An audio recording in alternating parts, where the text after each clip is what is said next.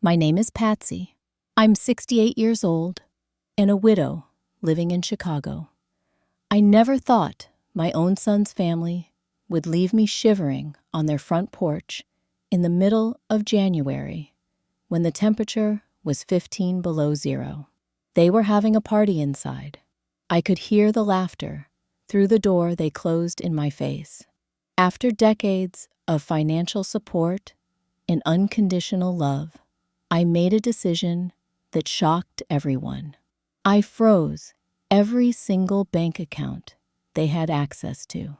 Sometimes a cold lesson is the only way to warm a hardened heart. Before I continue my story, I'd love to know where you're watching from. If you've ever had to teach someone a difficult lesson about appreciation and respect, hit that like button and subscribe to hear more stories about standing up for yourself. Trust me, what happened next will make you think twice about taking the people who support you for granted. When my husband Robert passed away from cancer 10 years ago, I thought that was the worst pain I would ever experience. We had been married for 35 years, building a beautiful life together that included our only son, Brian. Robert had been my rock, my partner in everything, and suddenly I was alone at 58, trying to figure out how to move forward without him. Thankfully, I had my career to focus on. I'd worked in banking since college, slowly climbing the corporate ladder, until I reached the position of Regional Executive Director for one of Chicago's largest financial institutions. The irony of my current situation isn't lost on me. A banking executive using financial leverage to teach her own family a lesson. But I'm getting ahead of myself. In those early days after Robert's death, Brian was incredible. He was 32, then already established in his career as an architect at a prestigious Chicago firm. He would call me daily, drive over on weekends to help with household tasks, and make sure I wasn't spiraling into depression. We had always been close. Even through his turbulent teenage years and college phase, our bond remained strong. "Mom, you need to eat something besides toast," he would say, bringing groceries and sometimes cooking for me. "Dad would be so mad if he knew you were skipping meals." He was right, of course. Robert had always been the one to make sure everyone was well fed and taken care of. Brian had inherited that nurturing quality, which made what happened later all the more painful. Brian met Allison about 2 years after Robert died. She was a marketing executive for a luxury real estate company. Beautiful, ambitious, and initially very sweet to me. The first time Brian brought her to meet me, she arrived with flowers and asked thoughtful questions about my life and career. She seemed genuinely interested in my stories about Brian's childhood. "He's so lucky to have such a strong mother," she said during that first dinner. "Many women would have crumbled after losing their husband, but you've thrived. It's admirable." I was touched by her words and impressed by her accomplishments. When Brian told me a few months later that they were getting serious, I was delighted. After losing Robert, seeing my son find happiness felt like a ray of sunshine breaking through dark clouds. Their wedding was a lavish affair at one of Chicago's premier venues. Brian had saved some money, but I insisted on contributing significantly to give them the celebration they wanted. I paid for the venue, the catering, and Allison's dress, a designer gown that cost more than my first car. I was happy to do it. Robert and I had always lived below our means, investing wisely and saving for retirement. I had more than enough to help start their life together. "Mom, you don't have to do all this," Brian protested when I offered to pay. "I want to," I assured him. "Your father would have wanted it too. We always saved for important moments like this." The wedding went beautifully, and seeing Brian so happy made every penny worthwhile. Allison's parents, who owned a small chain of furniture stores in Wisconsin, contributed to the honeymoon and some of the smaller expenses. Everyone seemed to get along wonderfully. Looking back, I can pinpoint when things began to change. It was subtle at first. Allison's sweet demeanor slowly transforming after they returned from their 3-week honeymoon in Europe. The woman who had once asked eagerly about family recipes now seemed bored when I spoke. Phone calls became shorter, visits less frequent. "We're just so busy with work," became the standard excuse when they canceled plans. And I understood. They were both ambitious professionals building their careers. But I couldn't help noticing that they found time for dinners with Allison's family and friends from their social circle. Brian changed, too, gradually becoming more distant. The son, who used to call me daily, now went weeks without checking in. When we did talk, he seemed distracted often, cutting conversations short because Allison needed him for something. 5 years into their marriage, they decided to buy a house in an upscale suburb. The property was beautiful, but well beyond what they should have been able to afford on their salaries. Brian came to me slightly embarrassed, but determined. "Mom, we found our dream home, but we're a little short on the down payment," he explained, showing me pictures of a stunning 5-bedroom colonial with a wraparound porch. "We were hoping you might be able to help us out. Just a loan until our bonuses come through." I agreed without hesitation, writing a check for $80,000, far more than they had asked for. I wanted them to have a comfortable cushion as they started this new chapter. Brian was overwhelmed with gratitude, hugging me tightly and promising to pay me back, though we both knew I didn't expect repayment. Allison sent a beautiful thank you card and a gift basket from an expensive gourmet shop. Around this time, they welcomed their first child, my granddaughter, Emma. I was ecstatic, buying everything a baby could need and offering to help whenever they needed. When Noah was born 2 years later, I felt truly blessed.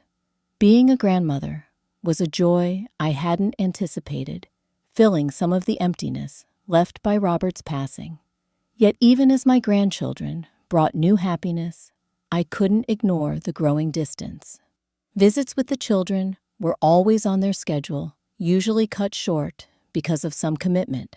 When I offered to babysit, there was always a reason why their regular sitter was more familiar with the children's routine. The kids are just more comfortable with someone they see regularly, Allison would explain, making me realize how little they actually allowed me to see my grandchildren. Meanwhile, the financial requests continued. Private school tuition for both children. We want to give them the best education possible. A loan for a new luxury SUV. We need something safer for the children. Paying off their credit card debt. Just until Brian's commission comes through on the downtown project. I never refused. These were my son and grandchildren after all. I had the resources to help, and I wanted their lives to be comfortable. When I retired at 65 with a generous pension and substantial savings, I felt secure in my ability to continue supporting them when needed. What I didn't fully recognize then was the pattern forming. Phone calls came primarily when they needed something. Invitations to their home dwindled, except when Allison wanted to show off a renovation I had helped finance. Brian would sometimes call from work, away from Allison's hearing, to check in more personally. But even these calls became rare. The most painful realization came gradually. I was no longer being treated as a beloved mother and grandmother, but as a convenient ATM. When I expressed hurt over a canceled holiday dinner, Brian seemed genuinely surprised. "I thought you'd understand, Mom. Allison's parents invited us to their lake house. The kids were really looking forward to it. You could have invited me too," I suggested gently. His uncomfortable pause spoke volumes. It wasn't really my invitation to extend. You know how Allison's mom is about her gatherings? I did know. Patricia Allison's mother was notoriously controlling about her social events. What hurt was that my son didn't seem to see anything wrong with excluding me from yet another family occasion. As the years passed, I found myself increasingly isolated from their lives, watching from the periphery as my grandchildren grew. I saw them primarily through social media posts and the occasional dinner where they were usually glued to electronic devices that Allison and Brian seemed unwilling to regulate during our brief time together. The financial dynamic had become so one-sided that even my financial advisor expressed concern. Patsy, I need to point out that these withdrawals for Brian's family are affecting your long-term security, James Thompson warned during our annual review. At this rate, you're giving away almost 20% of your retirement income annually. I brushed off his concerns. They're my family, James. What else would I do with the money? Perhaps enjoy your own retirement, he suggested. Travel, pursue hobbies. Create memories with those grandchildren in ways that don't just involve writing checks. His words planted a seed of doubt, but it would take something more drastic to make me truly see how unhealthy our relationship had become. And that catalyst arrived on a bitterly cold January day when I learned exactly where I stood in my son's priorities. The day that changed everything was January 15th, my granddaughter Emma's 8th birthday. Chicago was in the grip of a brutal cold snap, with temperatures plummeting to 15 degrees below zero and wind chill making it feel even colder. The streets were covered in several inches of snow from a storm the previous day, but the main roads had been plowed and were passable with caution. I had called Brian a week earlier to confirm that I could come over to celebrate Emma's birthday. I had already purchased her gift, a beautiful charm bracelet with birthstone charms that I knew she would love, along with a generous check for her college fund that I contributed to annually. Of course you can come, Mom, Brian had said, though I detected a hint of hesitation in his voice. Emma would love to see you. We're just having a small gathering around 4 o'clock. Perfect, I replied, relieved to be included. I'll be there. Please ask Allison if I can bring anything. Don't worry about it. Everything's covered, he answered quickly before changing the subject. On the day of the party, I dressed carefully in my warmest clothes, knowing I'd have to navigate the icy conditions. I wrapped Emma's gifts beautifully, adding extra ribbons and bows because she loved decorative packages. Despite the bitter cold, I felt a warm anticipation at the thought of seeing my grandchildren. Noah had recently lost his first tooth, and I was eager to hear all about the tooth fairy's visit. The drive to their suburban home usually took about 45 minutes, but the weather and road conditions extended it to over an hour.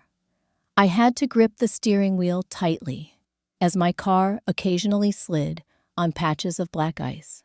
Still, I pressed on, determined not to miss Emma's special day. When I finally arrived around 4:15 p.m., I was surprised to see numerous cars parked in their driveway and along the street. This didn't look like the small gathering Brian had described. Through the large front windows, I could see their living room, filled with people, colorful balloons, and decorations festooning the walls. Music and laughter drifted out into the frozen air. Carrying the carefully wrapped gifts, I made my way carefully up their unsalted walkway already feeling a sense of unease. Why had Brian described this as a small gathering when it clearly wasn't? I pressed the doorbell and waited, stomping my feet gently to keep the circulation going in the biting cold. No one came. I could hear the commotion inside, so I rang again, then a third time. After nearly 5 minutes, the door finally opened.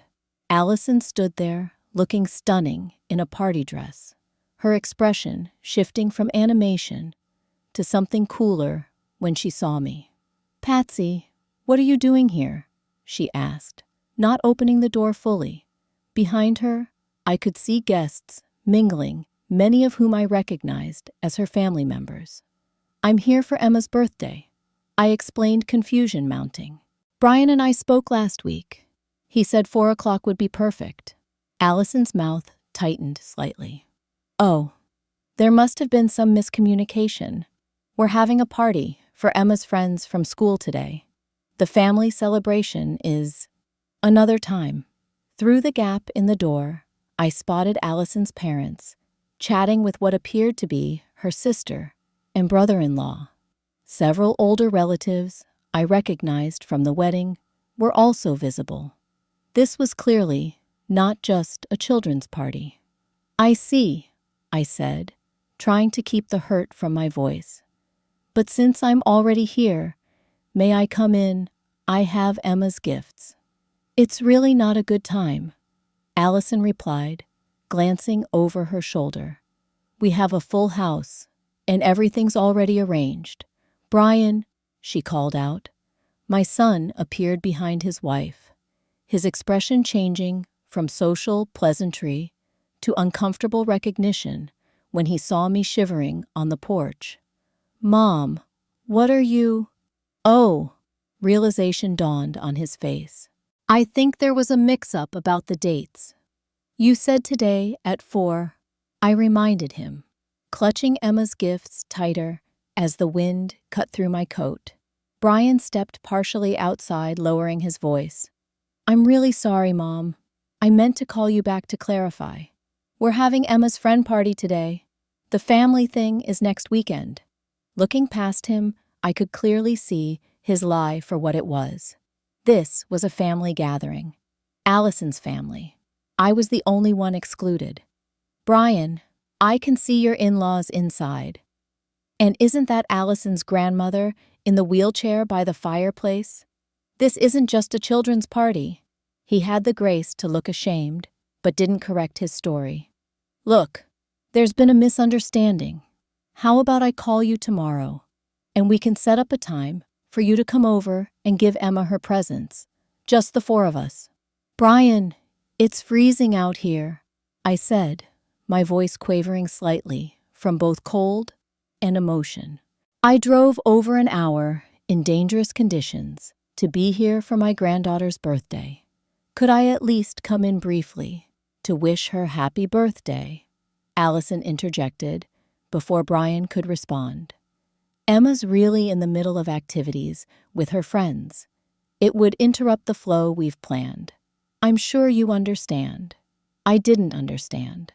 Not at all. But it was becoming painfully clear that I wasn't welcome. "At least take her gifts," I said, extending the packages. "We're actually doing gifts later in the week when it's less chaotic," Allison replied smoothly. "Why don't you bring them when you come for your special visit?" Brian at least had the decency to look uncomfortable. "I'll call you tomorrow, Mom. We'll figure something out, I promise."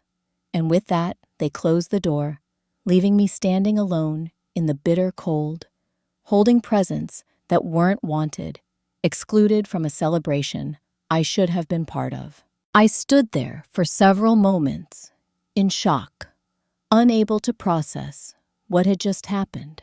Through the window, I could see the party continuing, as if the uncomfortable interruption had never occurred. No one seemed to notice or care that an elderly woman was standing in dangerous cold on their porch. I waited nearly 20 minutes, partly from disbelief, partly from a desperate hope that Brian would come to his senses and invite me in. Inside, I could see Emma in a pink party dress, surrounded by children and adults laughing as she played some party game.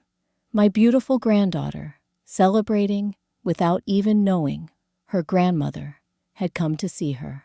Finally, with fingers and toes growing dangerously numb, I carefully made my way back to my car. I placed Emma's presents on the passenger seat and sat there, turning the heat up as high as it would go, trying to warm my frozen hands and heart. The drive home was a blur of tears and disbelief. How had it come to this? When had I become so insignificant to my son that he would leave me out in dangerous weather rather than disrupt his wife's plans? What had happened to the boy who once insisted I wear his scarf because he was worried I'd catch cold? I expected Brian to call that evening with profuse apologies. He didn't. I thought surely he'd call the next day as promised. Again, nothing. The silence spoke volumes about my place in their lives. As I sat alone in my living room, staring at Emma's unwrapped gifts, I realized something had to change. This wasn't just about a birthday party. This was about years of being taken for granted, used for financial support, while being pushed further and further to the periphery of their lives. For the first time, I allowed myself to acknowledge the painful truth. My son and his wife valued my checkbook far more than my presence in their lives. And I had enabled this situation by never setting boundaries, by always giving without expectation of even basic courtesy in return. As hurt transformed into resolve, I made a decision. If my relationship with Brian's family was to be reduced to financial transactions, then perhaps it was time to reconsider the terms of those transactions. The banking executive in me saw a clear solution, even as the mother in me wept at the necessity of it. A full week passed after the birthday party incident, and still no word from Brian or Allison. No apology, no explanation, not even an acknowledgement of what had happened. Each day of silence deepened my hurt and strengthened my resolve to address the unhealthy dynamic that had developed. On the 8th day, I decided to gather more information before taking action.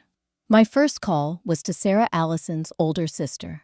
We weren't close, but we had always been cordial at family events. I framed my call as a casual check-in, mentioning that I hadn't been feeling well on Emma's birthday and wanted to make sure the party went well. "Oh, it was lovely," Sarah said enthusiastically. "One of the best family gatherings we've had in ages." Mom and Dad were there, of course, plus all the cousins, Grandma Ruth, Uncle Peter and his family. Must have been 30 of us altogether, not counting Emma's little friends. My heart sank further with each name she mentioned. This wasn't just a children's party that I'd misunderstood. This was a full family celebration from which I had been deliberately excluded. "That sounds wonderful," I managed to say. "I'm sorry I missed it. I had the impression it was just a small gathering for Emma's school friends." There was an awkward pause. "Well, it started that way in the afternoon, but the family portion went well into the evening. Didn't Brian tell you about it? There seems to have been some miscommunication," I said, not wanting to put Sarah in an uncomfortable position by revealing too much. "By the way, has Brian mentioned anything about planning another celebration for Emma that includes me?" Another pause, longer this time. "Not that I've heard," Sarah admitted, "but I'm sure he's planning something. They wouldn't just leave you out, but they had, deliberately and cruelly." After hanging up with Sarah, I sat for a long time processing this new information. The miscommunication story Brian had given me was clearly fabricated. They had intentionally kept me away from a family celebration while including everyone from Allison's side. My next call was to Mike, who had been Brian's best friend since college. Mike had always been kind to me, stopping by occasionally to help with household tasks, even after Brian's visits became rare. "Patsy, great to hear from you," he greeted me warmly. "How have you been? Brian mentioned there was some mix-up with Emma's birthday." "That's actually why I'm calling," I admitted.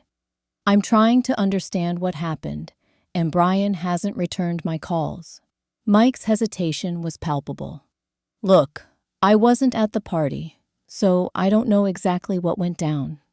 "Mike, please," I pressed. "Something's not right here, and I need to know what's going on with my son."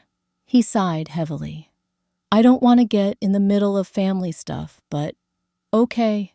Brian and I had lunch last week, and he seemed stressed about finances. When I asked what was going on, he mentioned some tension between you and Allison. "Tension? We barely interact anymore." "Yeah, well, according to Brian, Allison feels like you're, how did he put it? Always hovering and judging their lifestyle. He said she convinced him that having you at the party would change the dynamic they wanted." This was news to me.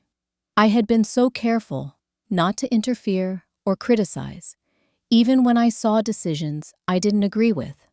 "Did he mention anything else?" Mike was silent for a moment. "Patsy, I shouldn't be telling you this, but as someone who cares about both you and Brian, I overheard something at their New Year's party that bothered me. Allison was talking to her friend Jenna in the kitchen, and they didn't know I was around the corner getting ice." My stomach tightened. "What did she say?"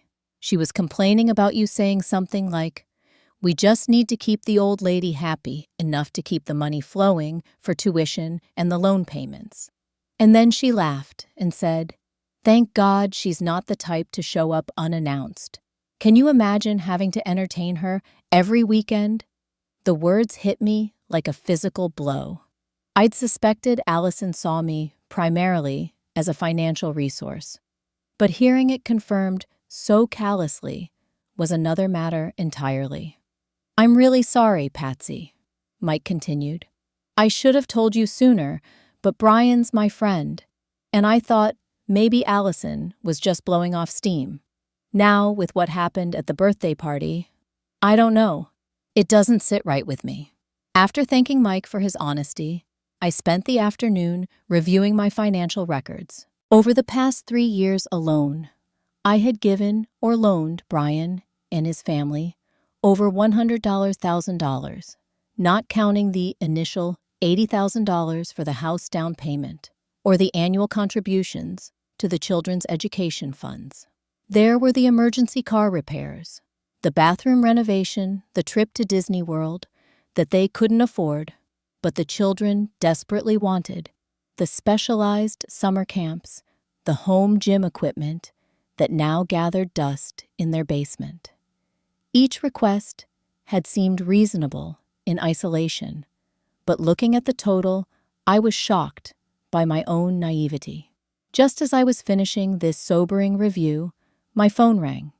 It was Allison, the first contact from either of them in over a week. "Patsy, hi," she said, her voice overly bright. "Hope you're doing well. Listen, I wanted to talk to you about something important." "I'm listening," I replied neutrally. "We've had some unexpected issues with the house. The roofer says we need a complete replacement before spring, and it's going to cost around $15,000. Brian's swamped at work and asked if I could call you to see if you might be able to help us out. Just until his year-end bonus comes through, of course. No apology for the birthday incident. No acknowledgement of the hurt they'd caused. Just another financial request."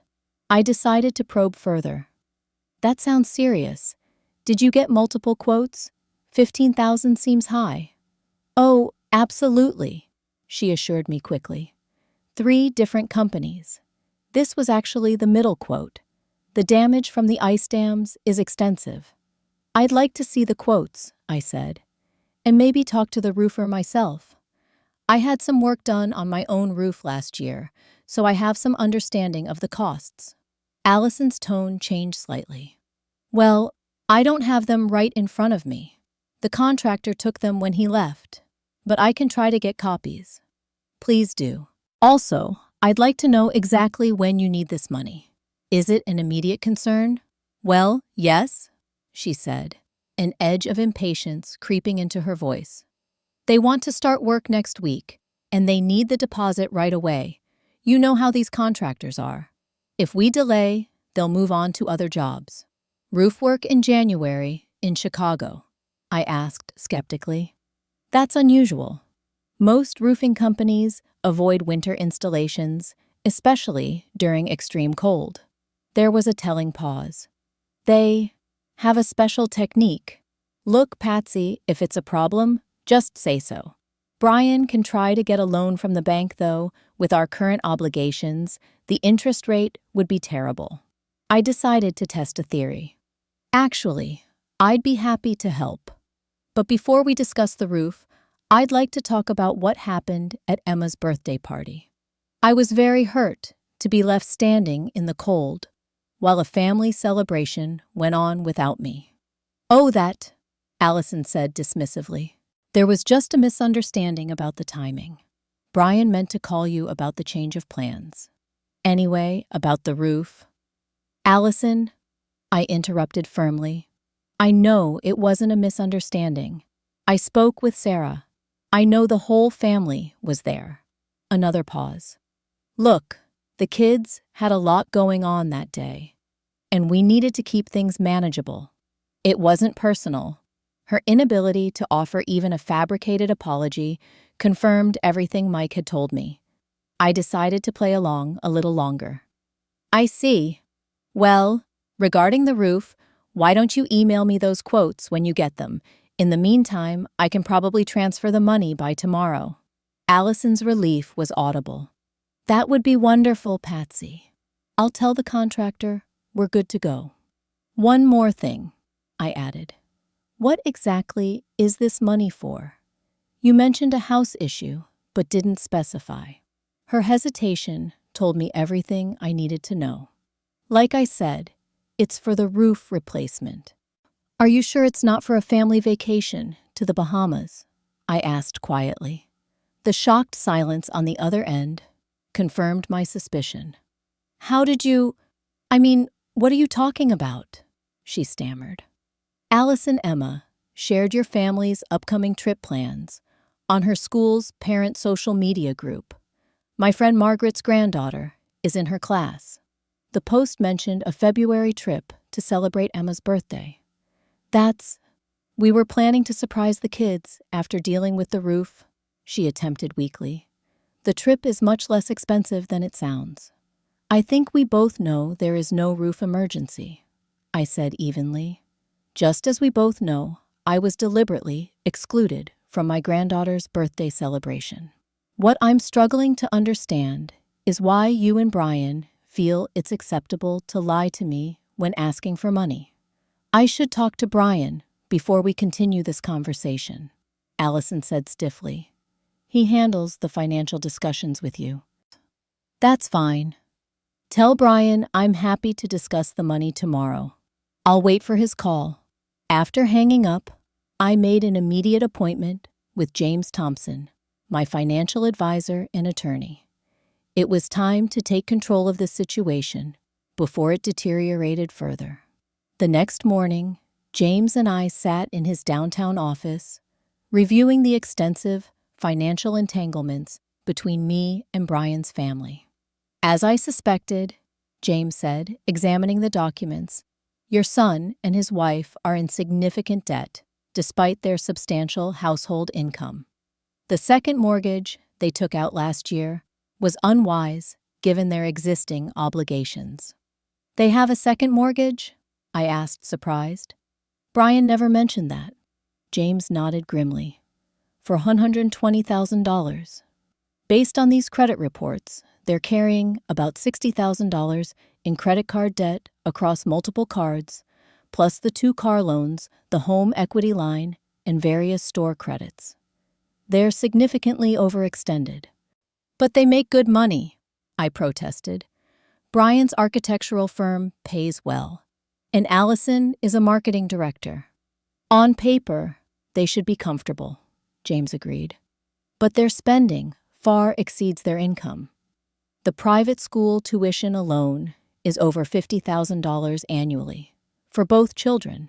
Add in the luxury cars, the country club membership, the expensive vacations, designer wardrobes. They're living a lifestyle that would require nearly double their actual income. The picture becoming clearer, I asked the question that had been forming in my mind since the birthday incident. What options do I have to change this dynamic? James leaned back in his chair. That depends on what you want to accomplish. Are you looking to cut them off completely? Restructure the support. Create consequences for their behavior. I want my son and his family back, I said simply, not just when they need money, but as people who value my presence in their lives. I want respect, not just requests. And I want to stop enabling a lifestyle that's clearly unsustainable and teaching my grandchildren all the wrong values. Then we need to look at the leverage you currently have, James said, turning to another page in his folder. You're paying directly for the children's private school tuition. You co-signed for their vehicles, which means you have a legal interest in them. You've established trust accounts for the grandchildren that only you can access until they turn 25. And you're listed as the guarantor on several of their credit accounts. What does all this mean, practically? I asked. It means you have significant financial leverage, James explained. You can't control their primary income or force them to change their behavior, but you can certainly create a situation where they need to reassess their priorities. Together, we developed a plan. It wasn't about revenge, though the symmetry of freezing their financial access after they had left. Me freezing on the porch had a certain poetic justice. It was about creating necessary boundaries and reestablishing a relationship based on more than money. That afternoon, I made a series of calls to banks, credit card companies, and the children's school. By evening, I had set everything in motion. Then, I sat down to write a detailed letter to Brian explaining my actions and the reasons behind them. The letter was perhaps the most difficult thing I'd ever written. Honest about my hurt, clear about my boundaries, yet still expressing my unconditional love for him and his family. I explained that I would continue to ensure Emma and Noah's education was covered by paying the school directly, but all other financial support would cease until we had addressed the fundamental issues in our relationship. Finally, I sent a brief email to both Brian and Allison. Dear Brian and Allison, I've given considerable thought to our relationship, particularly in light of recent events. Effective immediately, I have frozen access to all financial accounts that I control or contribute to, with the exception of direct payments to the children's school.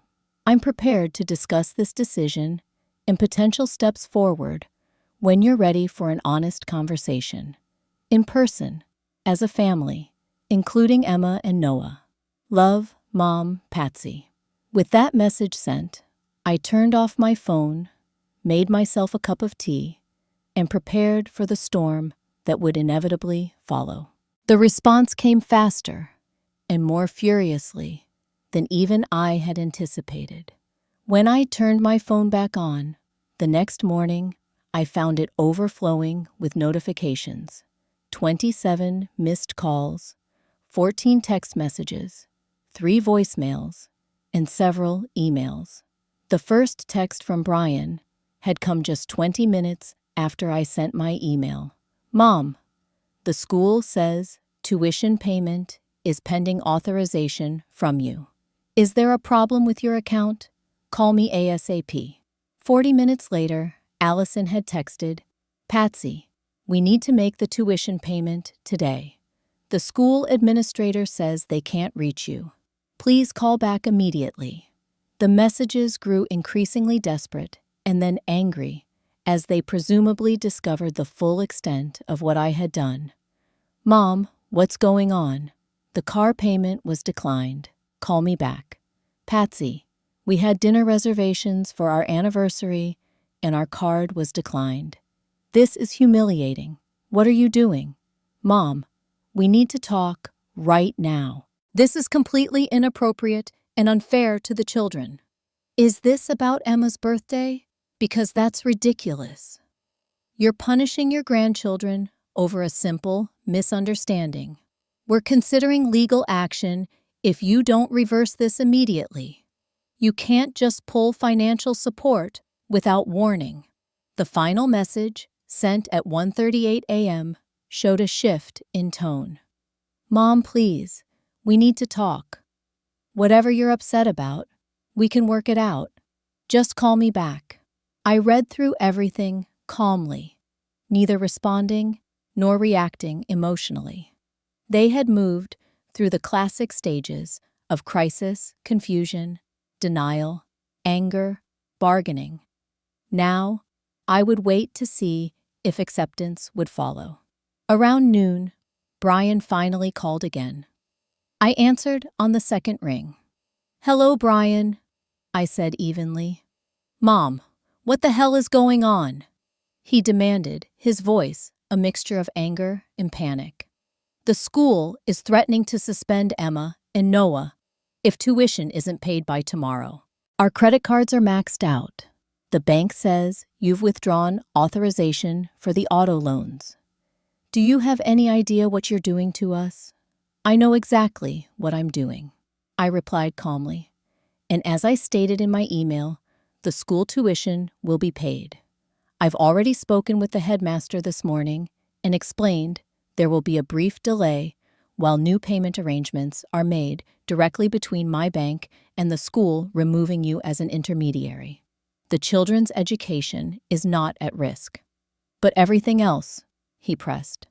Mom, we have bills to pay, commitments we've made based on your promises of support.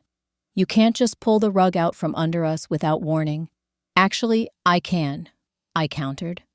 Every account I've frozen is in my name or under my control as a co-signer or guarantor. I'm not taking anything that belongs to you. I'm simply no longer providing additional resources without conditions. This is about Emma's birthday, isn't it? He said, his tone shifting to one of defensive dismissal. You're overreacting to a simple miscommunication. We were going to reschedule a special celebration just for you. Were you, when it's been over a week, Brian, and not once did you or Allison call to apologize or make alternative plans? But no, this isn't just about the birthday party. It's about years of being treated as nothing more than a financial resource while being systematically excluded from your family's life. That's not fair, he protested. We're busy with work and the kids' activities. You know how hectic life gets. Too busy to let your mother into the house during dangerous cold. Too busy to return calls unless money is needed. Too busy to include me in family gatherings, while Allison's entire extended family is welcome. My voice remained calm despite the hurt behind my words. No, Brian, busy doesn't explain or excuse what happened. There was a long silence before he spoke again, his voice quieter. What exactly do you want, Mom? I want what I said in my email. A face-to-face conversation with all of you, including the children. I want honesty about how we got here and what needs to change. I want to be part of my grandchildren's lives in a meaningful way, not just as the checkbook that pays for their privileges. And if we have this conversation, you'll unfreeze everything, he asked, the calculation evident in his tone. No, I said firmly. Having the conversation is the beginning, not the end. What happens financially afterward will depend on what agreements we reach and whether those agreements are honored over time. Mom, we can't just, he began, then stopped. I could hear Allison's voice in the background, though not her words. Allison wants to speak with you, he said finally. There was a rustling sound as the phone changed hands. Patsy, Allison began, her voice artificially pleasant. I think there's been a serious misunderstanding. We value you tremendously as part of our family. Whatever has made you feel otherwise, I'm truly sorry. Perhaps we could meet for lunch tomorrow, just the two of us, to smooth things over. That's not what I proposed, Allison, I replied. I want a meeting with the entire family, including Emma and Noah.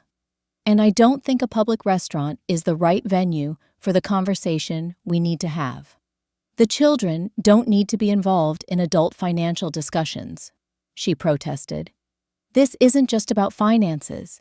It's about family relationships, and they're very much part of that. They should understand what's happening and why in age-appropriate ways. I don't think that's necessary, she insisted. Brian and I can represent their interests. My conditions aren't negotiable, I stated firmly. Either we meet as I've outlined, or the accounts remain frozen. Another muffled consultation between them. Then Brian returned to the phone. Fine, Mom. When and where do you want to meet? We settled on Saturday afternoon at a neutral location. A private room I would book at a community center halfway between our homes. 4 days away, it would give everyone time to cool down and prepare for a productive discussion. One more thing, I added before ending the call. I want you both to really reflect on how our relationship has evolved over the past few years. Think about the last time you invited me to your home when you weren't asking for something. Think about how often you call just to check on me versus how often you call with financial requests. I'll be doing the same reflection from my side. After hanging up, I immediately called James to update him and seek advice on how best to approach the upcoming meeting. He recommended I consult with a family therapist to help structure the conversation productively. This isn't just about the money, he reminded me. It's about reshaping deeply entrenched patterns of behavior.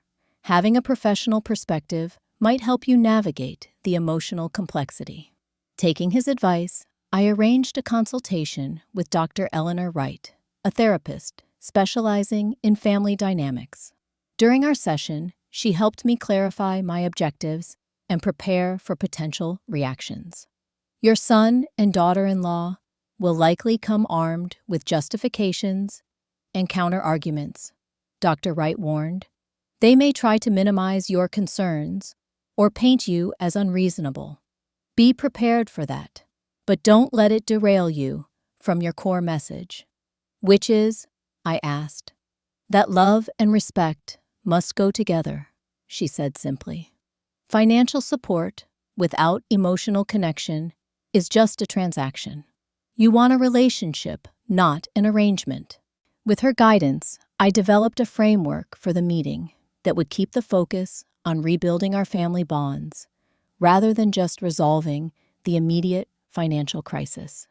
I also prepared specific concrete examples of the behaviors that had hurt me, knowing that vague complaints could be easily dismissed.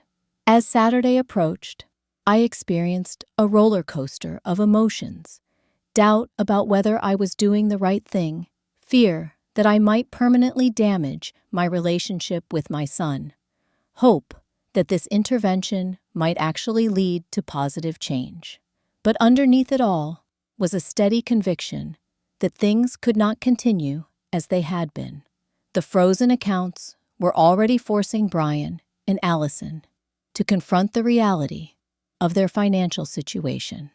According to James, who had contacts at their bank, they had attempted to take out a personal loan, but were denied due to their existing debt load. They were experiencing, perhaps for the first time, the consequences of their financial choices without the safety net I had always provided. It wasn't about punishing them or teaching them a lesson, I reminded myself.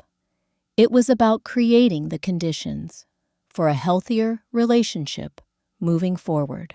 Sometimes, the most loving thing a parent can do is to stop enabling destructive patterns, even when that's painful for everyone involved. On the morning of our scheduled meeting, I prepared myself mentally and emotionally, reminding myself of the boundaries I needed to maintain and the outcomes I hoped for.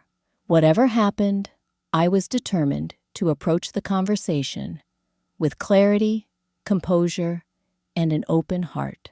When I arrived at the community center, 30 minutes early, to set up the private room I'd reserved, my stomach was in knots. I had arranged for coffee water and some light snacks, including cookies for Emma and Noah. I'd brought family photos spanning several generations to place around the room, a subtle reminder of our shared history and connections. At precisely 2 o'clock, the door opened. Brian entered first, looking tired and tense. Allison followed her usual polished appearance, slightly dimmed, her expression guarded. Behind them came Emma and Noah, both looking confused and slightly apprehensive. Emma ran to me immediately. "Grandma, we haven't seen you in forever." Her genuine enthusiasm brought tears to my eyes as I hugged her tightly. "I've missed you so much, sweetheart. Happy belated birthday." Noah approached more cautiously, eyeing the cookie platter. "Can I have a cookie, Grandma?" "Of course you can," I said, smiling at him. "Take 2 if you like." Allison's mouth tightened at this small undermining of parental authority, but she said nothing as the children settled with their treats at one end of the table. "Thank you for coming," I began once everyone was seated. "I know this is an unusual situation, but I believe it's important for us to have an honest conversation about our family." "Mom, before we start," Brian interjected, "I want to say that freezing our accounts without warning was extreme and has caused significant problems. We had commitments and obligations that are now in jeopardy." "I understand that," I acknowledged, "and will address the financial situation today. But first, I'd like to talk about something more fundamental: our relationship as a family." I turned to include the children in my gaze. "Emma, Noah, do you know why we're having this special meeting today?" Emma, always the more articulate of the two, shook her head. "Dad said you were upset about something, and we needed to talk as a family." "That's right," I confirmed. "I've been feeling sad because I don't get to see you and your brother very often, even though I live quite close by." "Mom," Brian interrupted, "maybe we should discuss this part privately, without the children." "No," I said firmly. "This concerns all of us. I'm not going to say anything inappropriate, but the children should understand what's happening in terms they can comprehend." I turned back to my grandchildren. "Sometimes adults don't communicate well, and feelings get hurt. I was very sad when I couldn't come to your birthday party, Emma." Emma looked confused. "But you weren't at my party. Lots of people were there, but not you." Allison cut in quickly. "There was a misunderstanding about the timing, sweetie. Grandma was supposed to come another day." I met Allison's gaze steadily. "That's not quite accurate. I came to your party, Emma, but I wasn't allowed to come inside. I stood on the porch in the cold for quite a while before driving home." Emma's eyes widened. "But why couldn't you come in? We had lots of room." An uncomfortable silence fell over the adult portion of the table. Brian shifted in his seat while Allison's face flushed with anger or embarrassment, perhaps both. "That's what we need to talk about today," I said gently. why Grandma has been left out of so many family events, and why I almost never get invited to your house anymore. But we want you to come over, Noah insisted, chocolate smeared adorably around his mouth. You bring the best presents, and you play games with us. Mom and Dad are always too busy. His innocent observation hung in the air, highlighting the very issue at hand. Noah, why don't you and Emma go check out the toy corner I set up by the window? I suggested, sensing the conversation needed to move into more adult territory. We grown-ups need to talk for a bit, and then we'll include you again. Once the children were happily occupied across the room, I turned back to Brian and Allison. Let's be completely honest with each other, I began. For years, I've been a financial resource for this family, but increasingly excluded from its emotional life.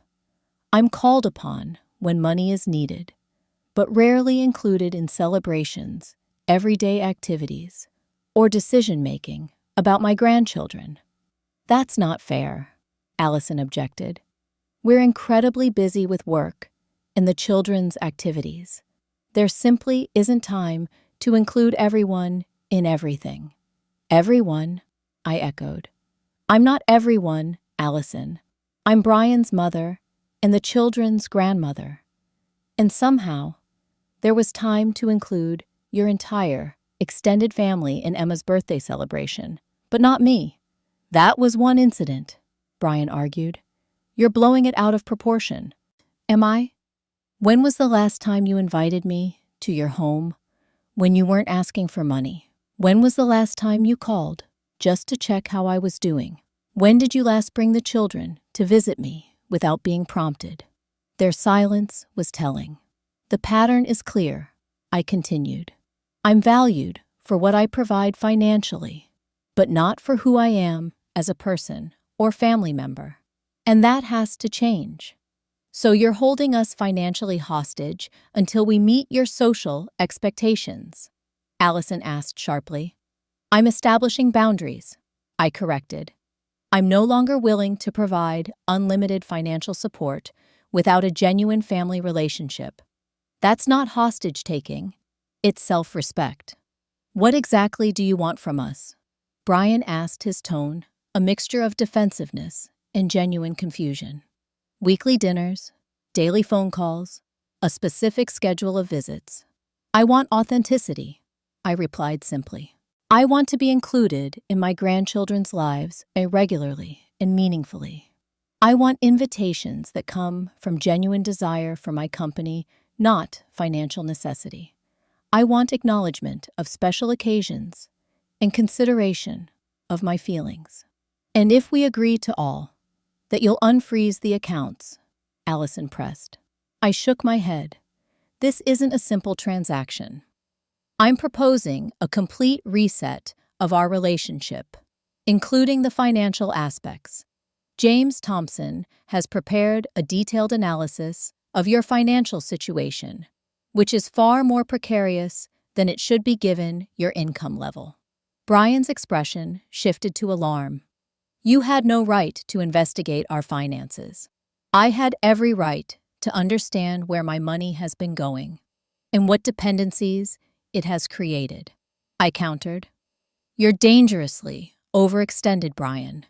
The lifestyle you and Allison have constructed is unsustainable, even with my contributions. That's our business, not yours, Allison snapped. It became my business when you consistently asked for my financial help, I pointed out. And when that help became an expectation rather than an occasional assistance. I pulled out the folder James had prepared and placed it on the table. Here's what I propose. I will continue to pay directly for the children's education. I will help you develop a realistic budget and debt reduction plan. I will provide a one-time payment to address immediate critical expenses. But ongoing support will be contingent on demonstrated changes in both your financial behavior and our family relationship. You're treating us like children, Allison said bitterly. We don't need financial supervision. Your current situation suggests otherwise, I replied calmly. And I'm not offering supervision. I'm offering partnership with conditions. You're free to refuse and find your own solutions. With accounts frozen and creditors calling, Brian asked incredulously. That's not much of a choice. There's always a choice, I said. You can accept my help with the conditions attached, or you can figure this out independently. What you can't do is continue to treat me as an ATM while excluding me from the family.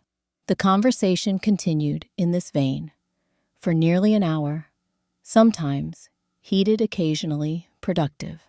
Brian gradually moved from defensiveness to reluctant acknowledgement that things needed to change, while Allison remained largely resistant, viewing my actions as manipulative rather than boundary setting. Eventually, I called the children back to join us. Emma and Noah, I said gently, the grown-ups have been talking about some problems we need to fix in our family. One of those problems is that I don't get to see you often enough, and that makes me very sad. We could come see you tomorrow, Noah suggested brightly. I smiled at his simple solution. I would love that, and that's part of what we're working on. Finding more ways for all of us to spend time together as a family. Emma, perceptive, beyond her years, looked between her parents and me. Are you guys fighting?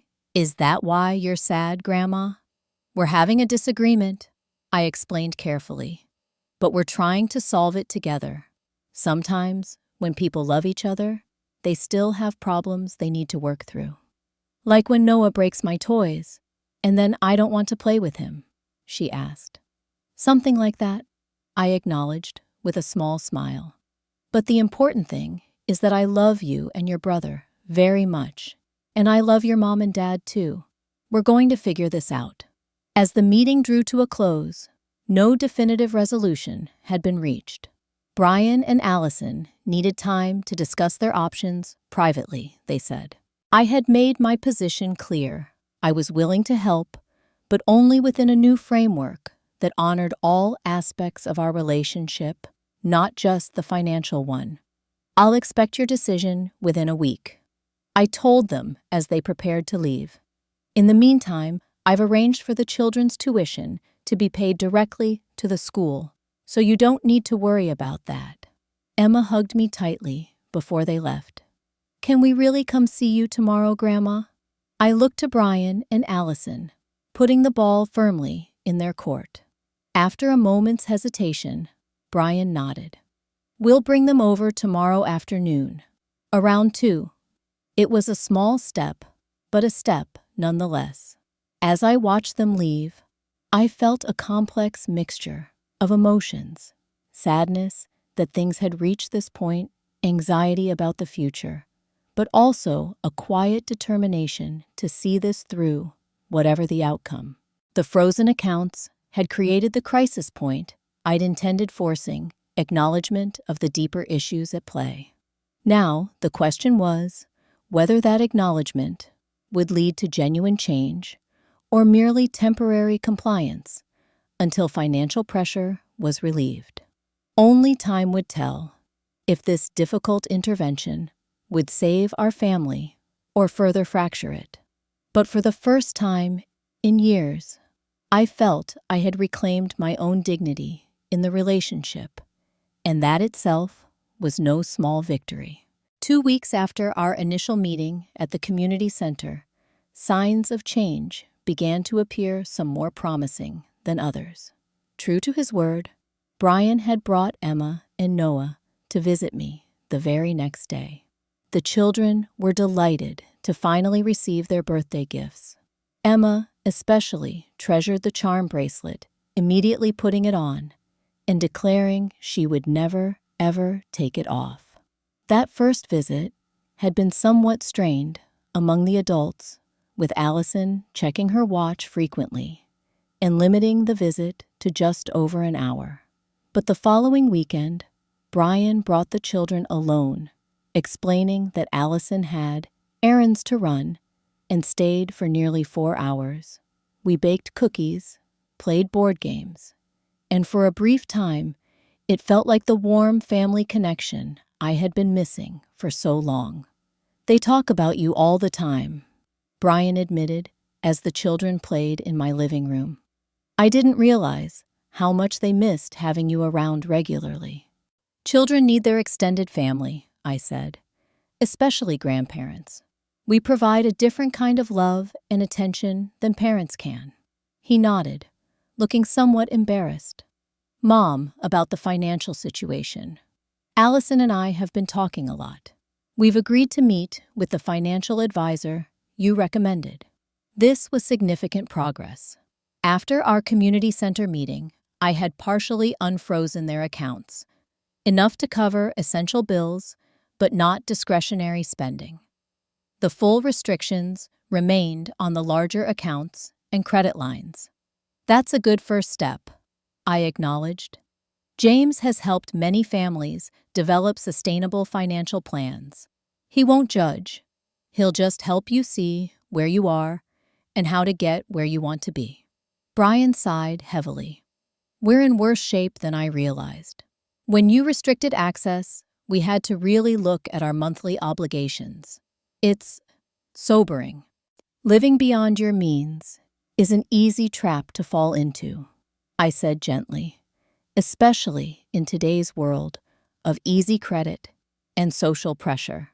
"It wasn't all Allison," he said, which surprised me since I hadn't suggested it was. "I wanted the nice house, in the prestigious neighborhood, the private schools, the image of success. Allison pushed for some things, but I was a willing participant." His honesty was refreshing. "Taking responsibility is the first step toward change." "She's struggling with all this," he admitted. "She sees your actions as controlling and manipulative. I'm trying to help her understand that you're coming from a place of hurt, not malice." "And what do you think?" I asked directly. He was quiet for a moment, watching Emma show Noah how to do a puzzle. I think I've been a coward. It was easier to go along with excluding you than to confront the tensions between you and Allison.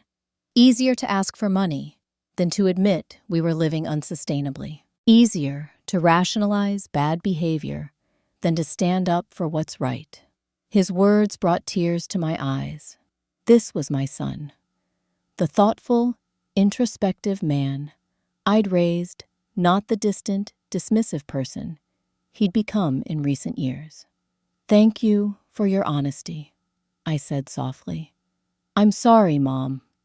He continued, his voice rough with emotion. "Leaving you out in the cold that day, literally and figuratively. It was inexcusable. I've been trying to understand how I could have done that to my own mother, and the only explanation is that I've lost myself somewhere along the way." While this conversation with Brian gave me hope, Allison remained distant and resentful. When she did participate in family gatherings, her manner was coldly polite, her interactions with me minimal and formal. She attended the financial counseling session as agreed, but contributed little, sitting with arms crossed and responding to questions with short, often defensive answers. The financial picture that emerged from that session was even more troubling than I had suspected. Beyond the debts I already knew about, there were additional credit cards, in Allison's name, substantial unpaid medical bills from a procedure she'd had the previous year, and late fees accumulating on several accounts. "The fundamental issue," James explained gently to them, "is that your fixed expenses exceed your reliable income by approximately 30%. You've been filling that gap with credit and parental assistance, both of which are unsustainable long-term solutions." "So what are we supposed to do?" Allison asked sharply.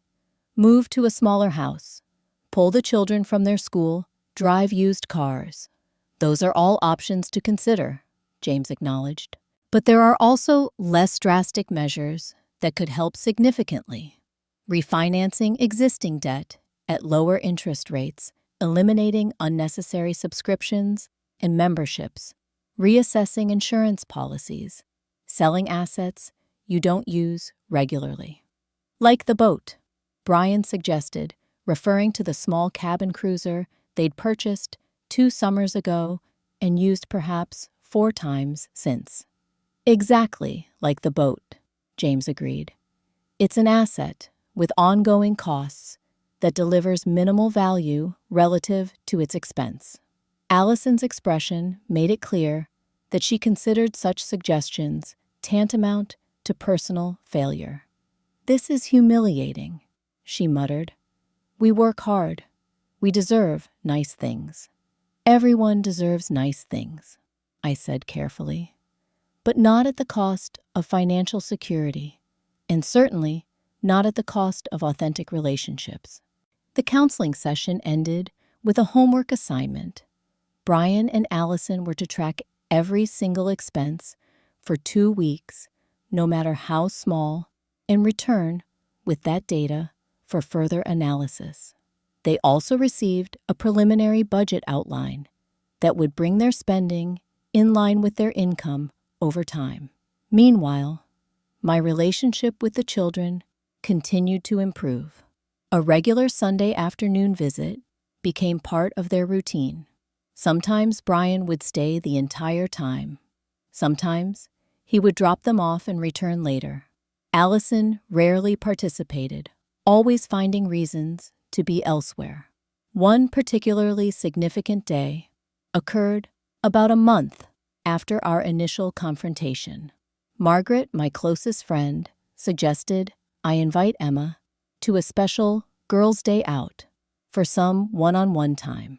With Brian's approval, I took my granddaughter shopping, followed by lunch and ice cream. As we sat in the ice cream parlor, Emma enjoying a sundae almost as big as her head, she suddenly became serious.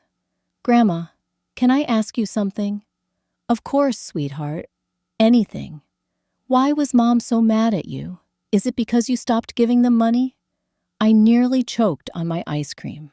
Children, I was learning, noticed far more than adults gave them credit for. "It's complicated, Emma," I said carefully. "Your mom and I have had some disagreements about family relationships and priorities. The money is part of it, but it's not the whole story." Emma nodded sagely. "Mom said you were trying to control everyone with money, but Dad said you were just hurt because we didn't include you enough. They argued about it a lot." My heart ached at the thought of the children witnessing these tensions. Adults sometimes have different perspectives on the same situation. Both your mom and dad care about you very much, even when they disagree with each other. "Dad sold his boat," Emma offered suddenly, "and Mom cried about it. She said everything was changing and it wasn't fair." "Change can be very hard," I acknowledged, "even when it's necessary." "Are you and Mom going to be friends again?" she asked, her young face serious. "I hope that your mom and I can build a better relationship," I said honestly. "It might take time, but we both love you and Noah, and that's a powerful reason to try." When I shared this conversation with Brian later, he looked troubled. "We've tried to shield them from the financial discussions, but kids pick up on the emotional undercurrents." "They always do." I agreed, but Emma seems to be processing it remarkably well. "She's resilient," he said with pride. "Like her grandmother." The comparison warmed my heart more than he could know. As the weeks passed, small but significant changes continued. Brian and Allison sold the boat and one of their cars, replacing it with a more modest vehicle. They canceled the country club membership that they rarely used and listed some unused exercise equipment on an online marketplace. These steps allowed them to begin addressing their most pressing debts. Brian also began bringing the children to my house for dinner one night each week, establishing a new tradition. Allison joined occasionally, her resistance softening incrementally with each visit. While she never became effusive or particularly warm, the open hostility gradually faded into something resembling civil respect. The turning point in my relationship with Allison came unexpectedly, about 3 months after the accounts had been frozen. Brian called one evening, his voice tight with stress. "Mom, Allison's father had a heart attack. She's devastated. He's stable, but it was serious. They're transferring him to Chicago Memorial for a bypass surgery." "I'm so sorry," I said sincerely. "Is there anything I can do to help?" "Actually, yes. Allison and I need to drive up to Wisconsin tonight to help her mother sort things out before the transfer. Would you be able to stay with the kids? Our regular sitter isn't available on such short notice." "Of course," I agreed immediately. "I'll come right over."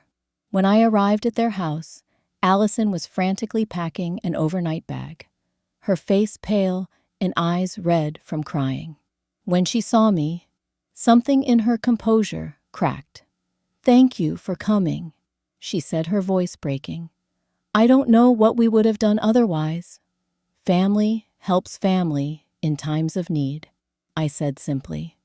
No questions asked. She nodded, tears welling again. "I've been horrible to you, and yet here you are." "We can talk about all that later," I assured her. "Right now, focus on your father. The children will be fine with me." I stayed at their house for 3 days while Brian and Allison dealt with the medical crisis. I cleaned, cooked, helped the children with homework, and kept their routine as normal as possible. When they finally returned, exhausted, but relieved that the surgery had gone well, Allison hugged me spontaneously. "I understand now," she whispered, "what it means to fear losing a parent, how precious that relationship is." It wasn't an apology exactly, but it was an acknowledgement, a first step toward healing the rift between us. In the month that followed, Allison made noticeable efforts to include me more fully in family activities. She began consulting me about the children's schedules, asking my opinion on matters related to their upbringing, even inviting me to a school function for Noah, where parents were encouraged to bring grandparents.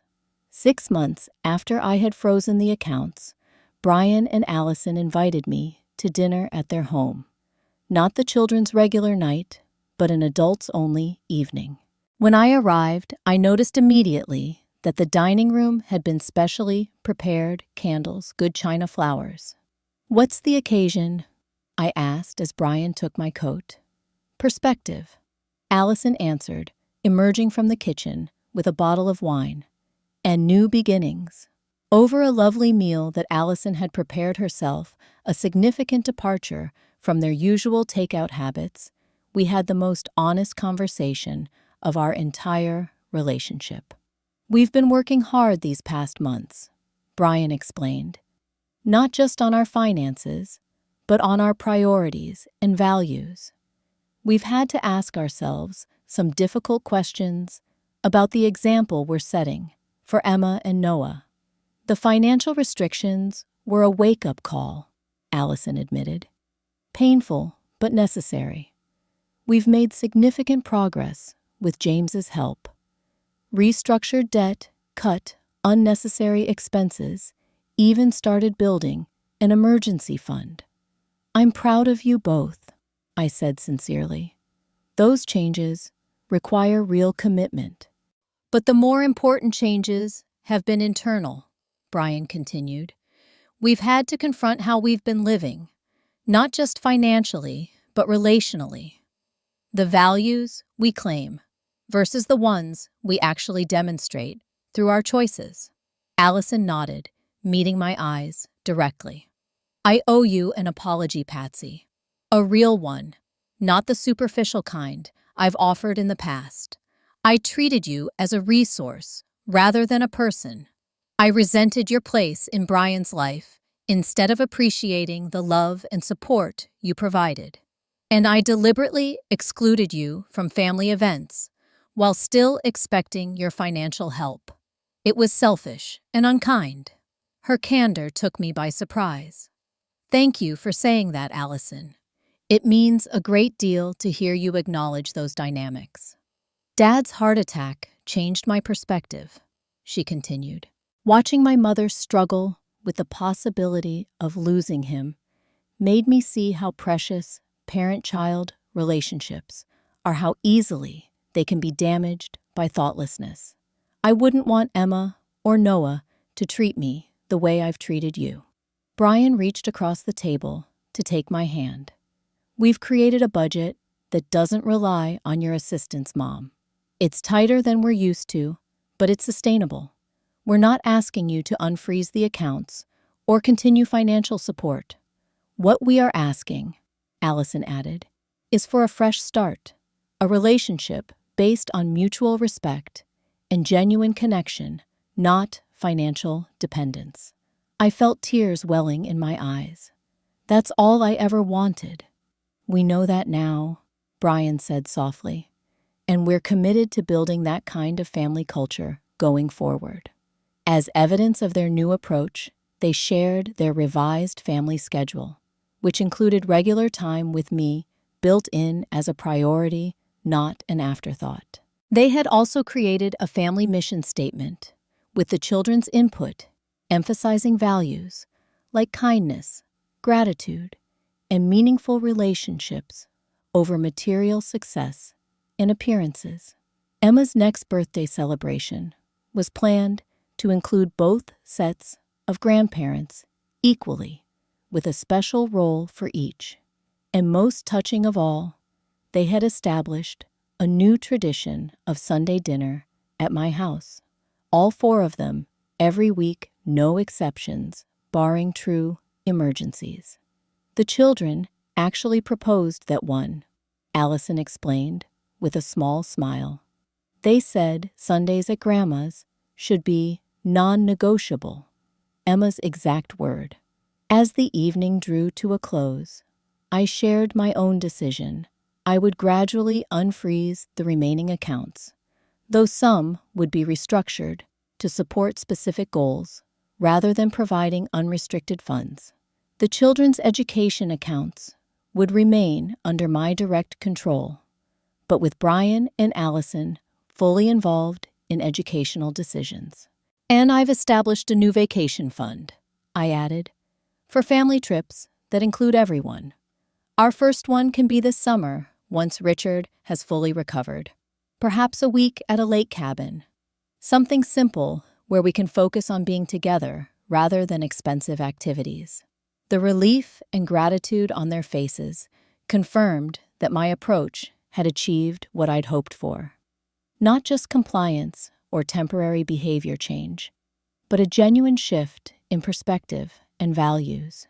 As Brian walked me to my car later that evening, he hugged me tightly. Thank you for not giving up on us, Mom, for caring enough to take drastic action when it was needed. I'll always be here for you, I assured him, even when that means doing difficult things out of love.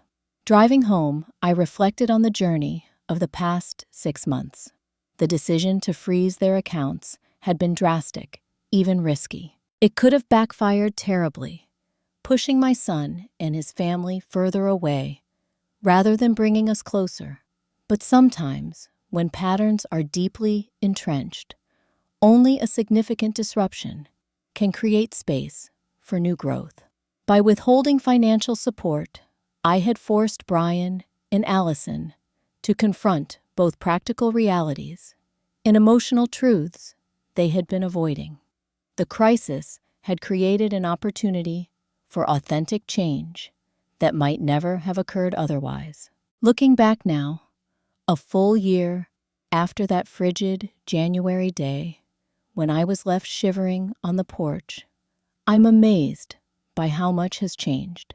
The financial boundaries I established created the necessary conditions for a complete reset of our family dynamics, leading to outcomes I hardly dared hope for.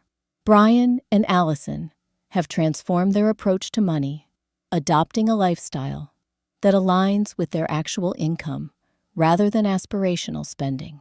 They refinanced their mortgage to a more manageable rate, paid off the highest interest credit cards, and established a modest emergency fund for the first time in their marriage. More importantly, they've had honest conversations with Emma and Noah about financial values, teaching them concepts like saving, charitable giving, and the difference between wants and needs. We realized we were teaching them all the wrong lessons, Brian confessed during one of our family dinners. That image matters more than substance, that you should spend whatever it takes to keep up appearances. The irony is that we're actually happier living with less, Allison added. There's less stress, less pressure to maintain a certain image. The children seem more content too, now that we're focusing on experiences and relationships rather than possessions. This shift in values has extended far beyond their financial habits. Our family relationships have blossomed in ways that seemed impossible a year ago. The Sunday dinner tradition has become a cherished constant, sometimes expanded to include friends or extended family, but always with my place at the table secure. Emma and Noah now spend one weekend a month at my house, a special grandma sleepover that they look forward to eagerly. We bake garden work on craft projects, and I share stories about their father as a child and their grandfather, whom they never knew. These precious hours together are building memories and connections that will last long after I'm gone. Allison and I have developed a relationship I never thought possible. It's not perfect. We still have occasional moments of tension or misunderstanding, but it's built on genuine respect rather than financial dependence. She calls me regularly for advice about parenting challenges or to share the children's accomplishments. Last month, she even invited me to join her book club, introducing me to her friends as my amazing mother-in-law, who taught me what family really means. The transformation in Brian has been equally remarkable. My son has reclaimed the values and character that were temporarily obscured during those difficult years. He makes time for weekly one-on-one lunch dates with me, just the two of us, where we can talk openly about everything from family matters to world events. He has become more engaged as a father, prioritizing time with his children over the career advancement that once consumed him. I almost lost sight of what matters, he told me recently, chasing success and status at the expense of real connection. I'm grateful every day that you cared enough to shock me out of that path. As for the financial arrangements, we've found a healthy balance. I still contribute to the children's education and have established trusts for their future, but Brian and Allison are fully self-sufficient in their day-to-day finances.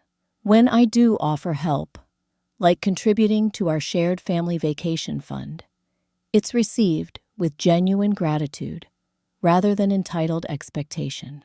Perhaps the most meaningful change happened just last week when Emma celebrated her 9th birthday. Unlike last year's exclusionary event, this party was planned with thoughtful inclusion of both sides of the family. I was given a place of honor beside Emma as she blew out her candles, and Allison made a point of publicly thanking me for my role in her daughter's life. We're so blessed to have a grandmother who teaches us the true meaning of family, she said, raising her glass in a toast that brought tears to my eyes. Later, as the party wound down and the children played in the yard, Allison sat beside me on the porch swing.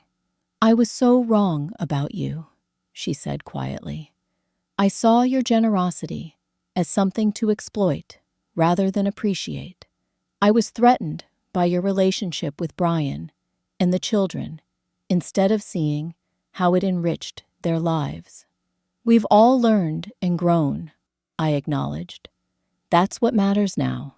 She nodded, watching the children play. You know what Emma said to me the other day? She said she hopes she grows up to be just like her grandma, strong enough to stand up for herself, but loving enough to forgive. No birthday gift could have meant more to me than those words. As I reflect on this journey, I realize that freezing those bank accounts was never really about the money. It was about thawing the emotional freeze that had developed in our family. The distance, the transactional nature of our interactions, the absence of genuine connection. By withdrawing financial support, I created space for something more valuable, to grow authentic relationship based on love and respect, rather than utility and obligation. Sometimes, love requires difficult choices and firm boundaries. Sometimes, the most caring action feels like the hardest one, and sometimes, a financial freeze is exactly what's needed to warm a family's heart. Have you ever had to set difficult boundaries with family members who were taking advantage of your generosity? Or perhaps you've been on the receiving end of a wake-up call that changed your perspective on important relationships. I'd love to hear your experiences in the comments below. If this story resonated with you, please hit that like button and subscribe to hear more stories about family dynamics, setting healthy boundaries, and the courage it takes to stand up for yourself, even when it's painful. And if you know someone who might be struggling with similar family challenges, please share this video with them. Sometimes knowing we're not alone in these difficult situations can make all the difference. Thank you for listening to my journey. Remember that true family connections should never be one-sided or transactional. Real love includes both generosity and respect, both giving and receiving.